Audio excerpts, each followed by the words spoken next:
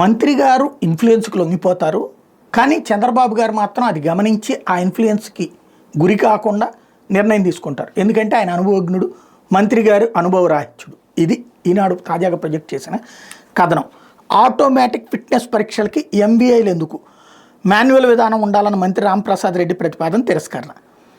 ATS అనే విధానాల్ని అమలు చేయమని చెప్పేసి, అంటే ఒక వాహనం ఫిట్నెస్కి సంబంధించి సర్టిఫికెట్, ఒక బస్సో కారో సెకండ్ హ్యాండ్ ఒక దాని నుంచి ఇంకోటి కొనుక్కున్నప్పుడు ఆ ఫిట్నెస్ సర్టిఫికెట్ అనేది ముఖ్యం. భారతీయుడు సినిమా మొట్టమొదటి గుర్తుంది కదా, కమల్ హాసన్, రెండోది కమల్ హాసన్ వచ్చేటప్పటికి పనికి మాలినటువంటి బస్సుకు కూడా సంతకం పెట్టేసేసి ఇచ్చేస్తుంటాడు. అట్లాగా ఈ అనేక వాహనాలు కేంద్ర ప్రభుత్వం కనిపెట్టింది ఏంటంటే, ఈ వాహనాలకు సంబంధించిన ఫిట్నెస్ పరీక్షలకి సర్టిఫికెట్ ఇస్తున్నటువంటి మోటార్ వెహికల్ ఇన్స్పెక్టర్లు డబ్బులు లంచాలు తింటా పనికిరాని వాహనాలకు కూడా పనికొచ్చే వాహనాల కింద చూపెడుతున్నారు. ఎప్పుడైతే ఎంబీఏ సర్టిఫికెట్ ఉందో ఇన్సూరెన్స్ వర్తిస్తుంది.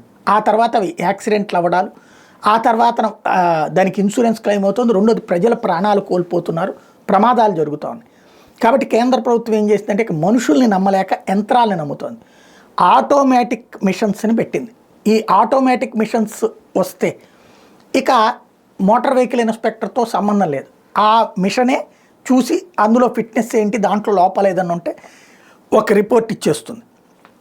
దాని ఆధారంగా సర్టిఫికెట్ ఆటోమేటిక్గా అయిపోతుంది. ఇప్పుడు ఈ సర్టిఫికెట్ మీద 2,000, 3,000, 5,000 తినేది మోటార్ వెహికల్ ఇన్స్పెక్టర్స్.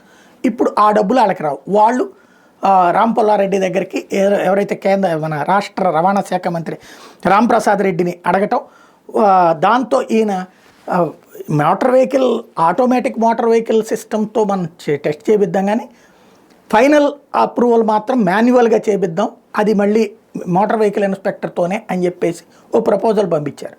దాన్ని చంద్రబాబు తోసిపుచ్చారు. ఆల్రెడీ ఆటోమేటిక్ మిషన్ అయినప్పుడు మనం ఎందుకు, దాంట్లో ఎంబీఏ ఎందుకు అనేసి తోసిపుచ్చారు. ఇది ఈనాడు కథను. దాన్ని బట్టి చూస్తే మంత్రి గారు వాళ్ళ ఒత్తిడికి తలొగ్గితే, చంద్రబాబు గారు అసలు విషయం కనిపెట్టేసి మంత్రి గారు వాళ్ళ ఇన్ఫ్లుయెన్స్కి లొంగిపోతున్నారని గమనించి ఆయన బాధ్యతాయుతమైనటువంటి నిర్ణయం తీసుకున్నారు అన్నది చెప్పే ప్రయత్నం చేసింది.